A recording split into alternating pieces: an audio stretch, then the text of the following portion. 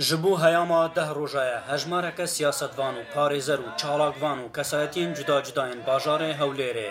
Di nava bazar û park û cihên cudayên bajarê Hewlêrê xême û sindûq danîne ji bo komkirina hemû wan hewcedariyên weke derman û xwarin û dirav û kerestên din yên nava malê û wê ji bo wan kes û malbatên Rojavayê Kurdistanê û bi taybet xelkê sivîlê Efrînê bişînin yên ku rewşa wan ya maddî û tenduristî ne baş e.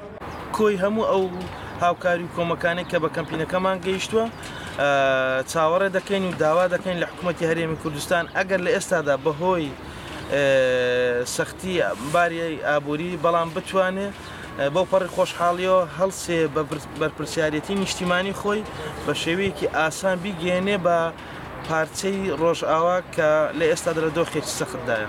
پێداویستیەکانی کۆکراوەتەوە دەرمان بەتانی شیری منداڵان پارەیە. ئەوتی مەگەڕۆکانە سەردانی چەند کۆمەلگایکی پزیشکیان کردووە، سەردانی ناوبازاڕیان کردووە، سەردانی لایەن و حیزب و کۆمپانیای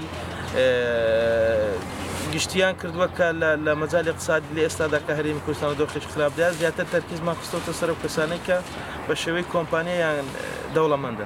یەک ji endamên vê desteya ku ji bo alîkarîkirina xelkê Efrînê hatiye damezrandin li dûr awayê karkirina wan û cudahiya wê digel kampînên din yên bajarê Hewlêrê wiha dibêje. ئەو کەمپینە تایبەتە بە دەستەیەکی پاک و بێگەر تایبەت نییە بۆ کەسانەی کە یان ئەو کەسانەی کە بێن لێکوانە بیانوێ لەنا ئەو کەمپینە پارەی ببن یان بۆ نمونە بڵێن ئەو شۆ سندوقەکەی دەبێنەوە ماڵی خۆمان لێرە سندوق بردنەوە ماڵ نییە لێرە دەستەک ئیش دەکا بە پاک و بێگەردی تەنانەت هیچ کەسەک بۆ نیە یەک پەنجایی عێراقیش لێی دەربکە بۆ 10,000 دابنێ بەڵام بۆ نییە پەنجاییشی دەربکەیت.